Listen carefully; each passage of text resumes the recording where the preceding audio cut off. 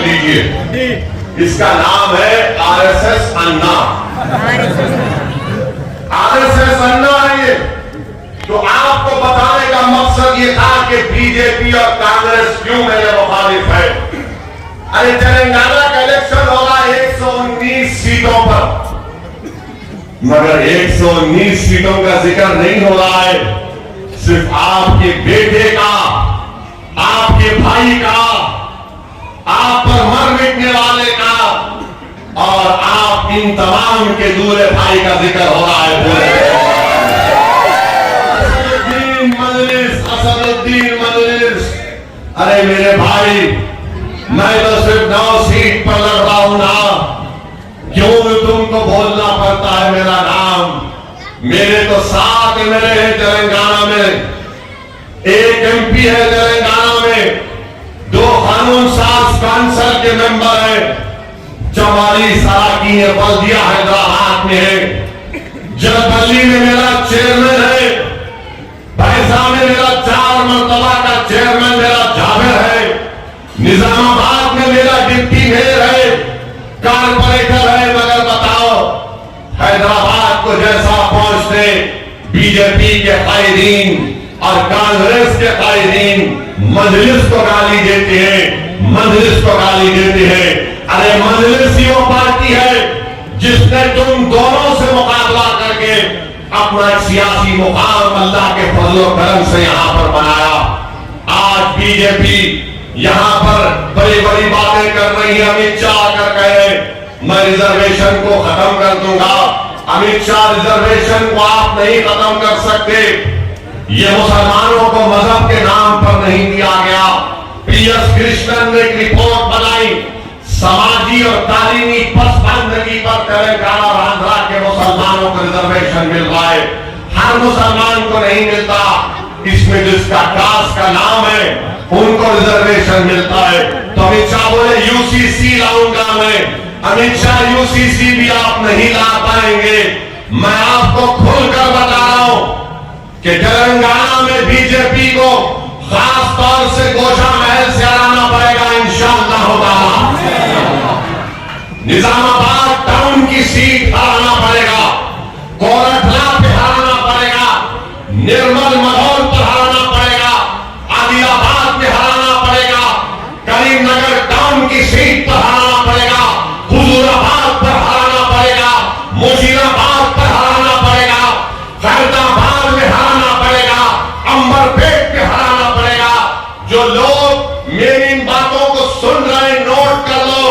अगर तुम मुत्तहिदा तौर पर तेलंगाना की आवाम अपने वोट का इस्तेमाल नहीं करेगी तो बीजेपी क्या चाहती है तेलंगाना में कि यहां पर एक कोalition की गवर्नमेंट बन जाए।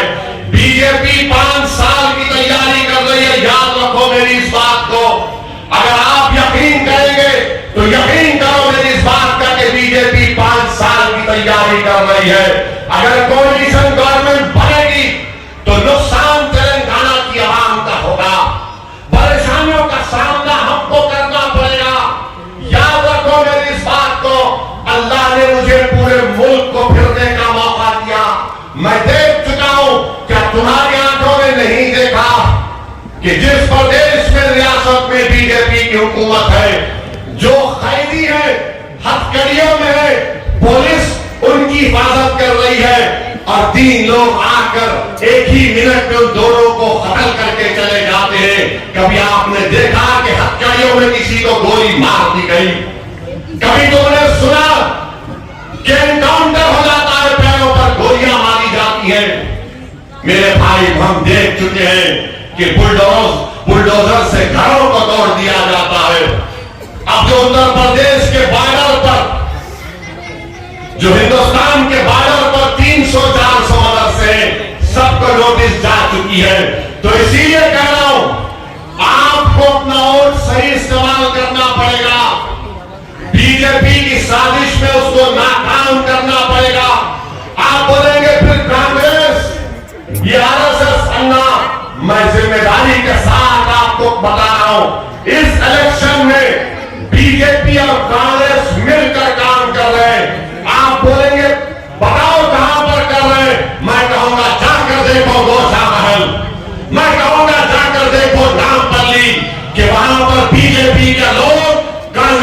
निजामाबाद काम कर रहे हैं। तुम पूछोगे और बताओ सलाउद्दीन, तो मैं कहूंगा निजामाबाद टाउन में जाकर देखो, मधौल में जाकर देखो, निर्मल में जाकर देखो, आदिलाबाद में जाकर देखो। तुमको मैं कई मिसालें दे सकता हूं। अरे अगर आप में सियासी सहन नहीं है तो सीखो मुझसे, मैं तुमको बता रहा हूं, मैं तुमको बता रहा हूं। मेरा कोई इसमें सियासी फायदा नहीं है, बल्कि बाखबर कर रहा हूं। मैं नहीं चाहता कि तेलंगाना में बीजेपी यहां पर अपनी जौ को मजबूत कर सके। इसीलिए आपसे कह रहा हूं कि आप अपना एक वोट का सही इस्तेमाल करो। ये कांग्रेस पार्टी के लोग हम पे इल्जाम लगाते गोशा महल क्यों नहीं लड़े। अरे दीवानों, सियासत की बहस मुझसे मत करो। मैं तो बार बार कह चुका हूं कि तुम कोई वक्त तय करो, टीवी, पूरे भारत के टीवी चैनलों को बुलाओ, तुम्हारे बड़े बड़े चाणक्य को बिठा दो मेरे सामने, एक नहीं 10 को बिठाओ, 10 से जी नहीं रहा तो 50 को बिठाओ। मैं अल्लाह को हाजिर नाजिर जानकर बोल रहा हूं, 10 मिनट तुम्हारे लोग मेरे सामने बैठ नहीं पाएंगे, मेरी जबान का, मेरे दलाइल का जवाब नहीं दे पाएंगे। ये कांग्रेस और बीजेपी मिलकर तेलंगाना में ये खेल कर रही है, और जो